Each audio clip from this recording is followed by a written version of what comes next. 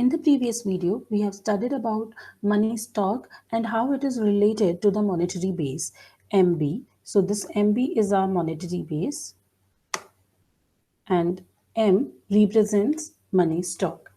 Now this relationship has been derived in the previous video and I will share the link in the description box below. In this video, we will be studying about the determinants of money stock, yani those variables which affects your money stock. So these variables are desired currency to deposit ratio, desired excess reserve to deposit ratio, required reserve and monetary base. So these are the variables which affects our money stock, and we will see that what kind of relationship they share with money stock. So for this purpose, I am segregating this on the basis of which party, which player in the market affects these variables. So this variable is affected by the normal public.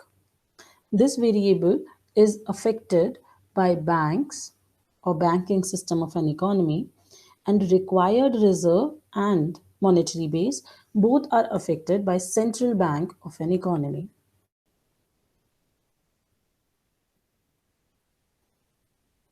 Okay, and for that purpose, firstly, we will suppose that let's CD is 20%, ED is 10%, RR is 10%, and monetary base is 10%. Given the previous relationship, what will be the value of money stock given these values depends on this equation. So I'm here putting all the values in this equation, which is 1 plus 0.2 divided by 0.2 plus 0.1 plus 0.1 into 10,000. This will give me 1.2 divided by 0.4 into 10,000. And effectively, it is 30,000. Now, we will see that what will happen to this money stock 30,000 when there is change in any of these four variables. Now, firstly, we start with the central banking determinants of money supply. Central banking determinants of money supply are monetary base and required reserve ratio. Here we are saying that monetary base is positively related to M. That means an increase in monetary base will lead to increase in money stock. This can be shown by an example. If monetary base increases by 10,000, it was already 10,000, now it is increasing by 10,000, that means 20,000. So monetary stock is equals to this remains same, monetary base changes to 20,000. So my answer will be 60,000 now. So this proves that as my monetary base increases, my money stock also increases. So there is a positive relationship between monetary base and money stock. Another variable which affects our money stock is required reserve ratio. So if RR increases by 20%, earlier it was 10%, now it is increasing by 20%. That means it would be 30% now. So that would be 1 plus 0.2, which is CD, divided by CD plus ED plus RR into 10,000 of my monetary base. This will be 1.2 divided by 0.6 into 10,000, which gives 20,000 as result. Now it shows that as RR increases, my money stock reduces. It was initially 30,000, now it is 20,000 if RR increases. That means there is a negative relationship between RR and money stock. Next is banking system determinants of money supply. What are the banking system determinants? This is excess reserve to deposit ratio, which is ED. And for proving that there is a negative relationship between ED and money stock, we will assume the same thing, that if ED increases by 20%, So again, it would be 1 plus 0.2 divided by 0.2 for CD, taken 0.1 for RR and 0.3 for ED into 10,000. And this give me the same result, which is 20,000.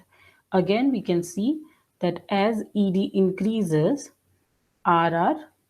M reduces. So there is a negative relationship between ED and money stock. Also, ED is affected by banking system, but it is determined by many other factors which affects the decision of changing ED. So factors that lead to the change in desired excess reserve to deposit ratio, ED, are first, market interest rate on loan. So a bank gets some deposits, and out of these deposits, a bank can either give reserves or either keep reserves or give loans, and these loans are interest bearing assets, whereas reserves are non interest bearing assets. Okay, so because interests are reserves are non-interest bearing assets, and if interest rate on loan increases, it will be more profitable to bank to give more loans, because if it give more loans, it will fetch more money by interest.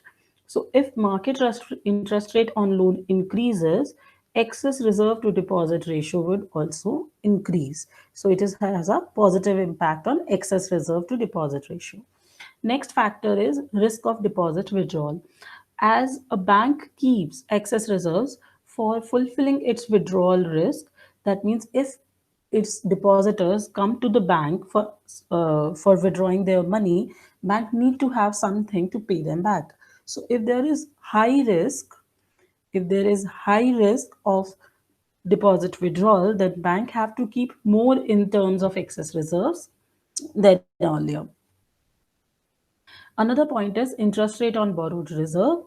Interest rate on borrowed reserve also impact bank's excess reserve by the way that if a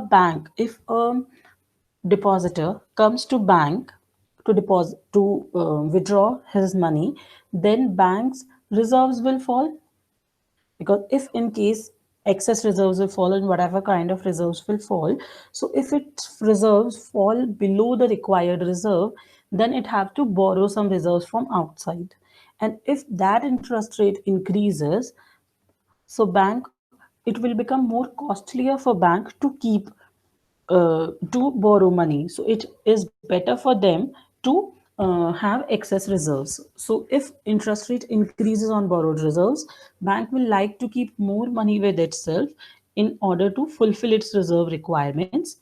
So it has a positive impact. So what we learned here is the market interest rate on loan have negative impact on excess reserves. Risk on deposit withdrawal has positive impact, and interest rate on borrowed reserve also have positive impact on excess reserves to deposit ratio.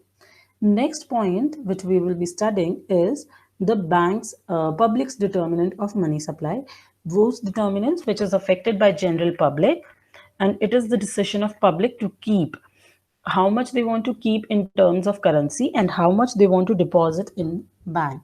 So this is CD. And again, similarly, we will prove it that if CD increases by 20%, what will happen to money stock? It will be 1 plus, I am again writing formula into MB. This is equals to 1 plus 0.4, because earlier it was 20%. Now it is increasing by 20%. It is now 40%. 40% plus 10% plus 10% into 10,000.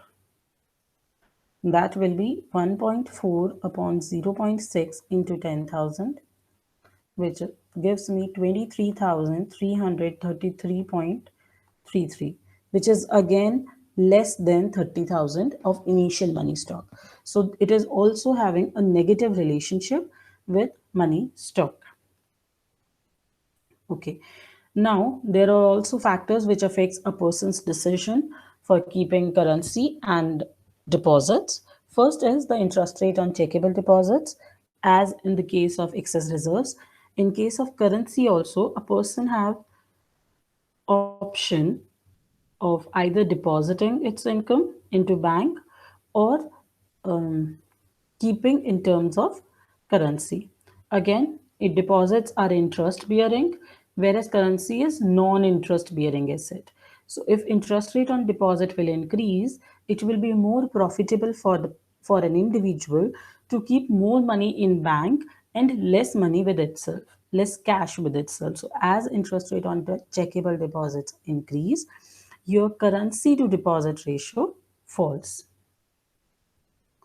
Now, next point is fees on checkable deposits. So if there is higher fees on checkable deposits, if banks charges more fees for the deposits you do in a bank, then you will like to keep more in terms of cash and less in terms of money. Now, for income, an individual has to decide how much of income is keep in terms of deposits into bank and how much it have to keep in terms of currency. Now, if you look at in absolute terms, so if income increases, an individual will increase its currency holding in absolute terms. Okay, but here we are not looking at absolute term. We are looking at CD, which is currency to deposit ratio. Any currency holding with public as a proportion to their deposits, demand deposits into the bank. So as income increases, a person will like to keep less in form of currency and deposit more in the banks in general. Now, next point is probability of bank failure. A person deposits its income into bank with the trust on banking system. If there is high probability and if there is more probability of bank failure, then people will not trust a bank, or there will be a situation of bank panic where people don't want to keep their money into banks. So currency to deposit ratio will increase. They will want to keep more in the form of currency and less in the form of deposits. Next point is illegal activities. It has very significant impact on currency to demand deposit ratio, as if an individual is indulged in illegal activities and getting money out of illegal activities, then that person will not deposit that illegal income into deposits. That person will like to trade more into terms of cash. So if the illegal activities in an economy increases, there is high probability that its CD will increase. Okay. So these are the factors which affects a country's CD, a person's CD. So it says that interest rate on checkable deposits have a negative impact on your CD. Fees on checkable deposits have positive impact.